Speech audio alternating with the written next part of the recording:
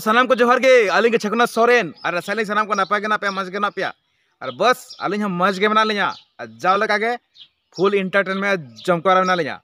तो गाते को नय नितो पेñal दाड़ा कान तबना नय बारगला तसे रे मना लिया राटपाट तो बाली राटपाट या ओ सिम को रागे गया नय पाजन दाड़ा खान गया और उनका दो ओड़ा भीतर वीडियो बाली सुल दाड़ा कना उनका पर्सनल आलिंग सेटअप हम बचुनी बड़ा गया पे और ओड़ा रे उनका फेमस जगह बचुनी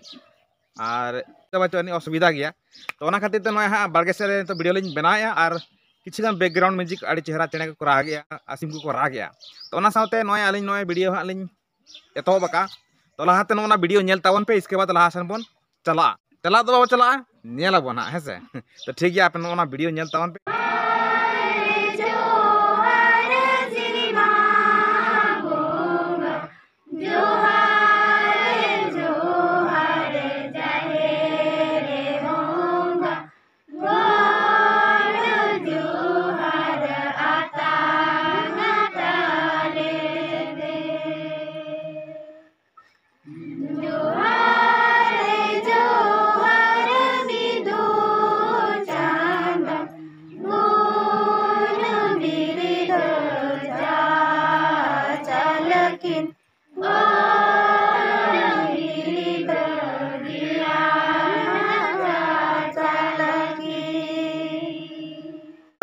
वीडियो नेल कतन किछु गान पे बड़ाय किया और किछु गान बापे बड़ाय का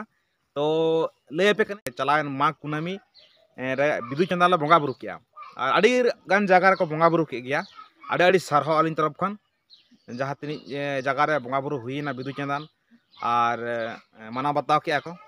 तो मिटटांग उनकान गोंके मेनाया जहां तो बिदु चंदन बोंगा बुरु तो बाय पतियो किना बाय विश्वास किना आज खुद बाय मानावा साथे होड़ हो बाय मानाव हचो को तो उनकान गोंके फेसबुक पेज रे नेलका और नेल ले गेलिन यूट्यूब रे जहां दो अब सावता इवेंट ओनर जहां कना किन उनकिन किन सला कॉल रिकॉर्डिंग करते कुली के दिया और किन रपोड़ कना और उनी सला गे ओना को कटे बन रपोड़ बन आजमा और बन चेलका किना माइंड रे चेलका किन ले होचोया मैं बाबू बिदु चंदन दो शिक्षा दिदो किली के मांगना किन और आलपे मनाव किना नुआ दो इंदी mana pege indo jauh ya iya kana gang putri kana ki hero ini kana ki dulu ri kahani kana na dulu kahani to dulu kanari kana hai cho gomke jaha khelot potop ar noa jaha laktar sereng ere jaha olaka ol birda gun birda gian chachal kin jaha nehor sereng disum dara okto ko noa ko parsalet thakra noa ko thale bekar ge taya sudu kahani motor ge mena hai ana kahani kana sudu na chede na kahani ge jodi amin jum iya noa ko boy do abu mana batao lakti bang kan tabona bah to jinis kana na dini mone kahani kana kahani re kana hai cho kahani jinis to nijera dhoram re alam guya babu dokina nyutom do hiuk kana takina Mahadev kili Mahadev ya ni me hor Mahadev kan do ile pala Mahadev kana pur lepa अच्छा महादेव गोंके अच्छा अबिन दो महादेव बे युतुम तबिन अबिन दो बुढ़ी गए जन्म लेबिना से मनमी जन्म लेबिना इनेटा आलिन बलन ठिका दड़े kana ले लिन नेका नुई तो पल्ले बुढ़ी गए के जन्म का दिया वाना खातिर महादेव को युतुम का दिया संतार समाज रे जदि जन्म को खान नुका दो बाय आवर मोगा बुरु दो बाय हिन्नता के को आनंग से आवर मोगा बुरु दो बाय हिडिंग के को आनंग नुई गोंके लय हचोया बिदु चंदन बोंगा बुरु दो आबर नकिन बांग कना अद चिली दिन कना किन या बिदु चंदन बोंगा दो छतिक रिन कना किन ता से नुकिन मा बिदु चंदन बोंगा बाकिन कुसिया महादेव पे लय कना हजु में से आले से तो कालकर महादेव पे लय कना एंका में चिली महादेव पे लय कना आले से हजु में कोला मादर के मिटना को इदी के दे हाना बुरु दिसम सान तारुसिया को तारु महादेव पे लय कना बा बुढ़ी गे नेलते भिड़का से बतर अब केन महादेव तुम ली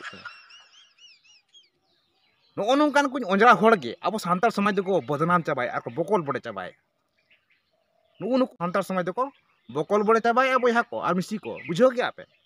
खुद निजे अब सांतार समाज रे बोंगा बुरु बाय पतिया को कना बाय विश्वास को कना और ओना साथे आज खुद बाय पतिया को कना ना मिटांग अलग बात हुआ पर्सनल चीज हुआ मेनखान बारने को माना बारने को जे आनुई दो नुकिन दो आबर नुकिन बोंगा बुरु दुकिन बांग कना आलापे माना बताव किना है से नोका ले हचोया कोकलो बकंगे तो ठीक गया नोआ वीडियो पे नेल के तबना नो नोंका नुकिन गोंके किन लई होचो किया हैं से तो नुकिन गोंके तो पाले उना हा नॉलेज बचु तकिना बुद्धि दिशा बचु तकिना और आकिन ते आड़ी मारांग हर की मने कना तो आड़ी मारांग हर की मने कना और किन दोने तड़ुप तड़ुप रटो लेका तो दोन हातार होचन किन और नुकिन तला रे हा पाले अब नुकु सावता सुसरिया जहाँ तरी मेना कोआ मेना बोना सनाम कोगे तो नुकिन तला रे हा मेन नुई जहाँ कथा लई का नोआ मेन हा आवरे ढंगोआ तो ढंग लेंकन हा बड़ा नाम आकिन जहाँ चलका पे बुझे के तबना निहत लाइक शेयर कमेंट आला पे हिडिंग तबना और चैनल पे नवा खा चैनल सब्सक्राइब आला पे पिड़िया और नो नोंका अब रेंगेज होड़ बारगे से वीडियो बनावा उनका पर्सनल सेटअप रूम को बचुत तबना तो ठीक गया तेना वीडियो नोडे मुचाद सामान को मुचाद जोहार।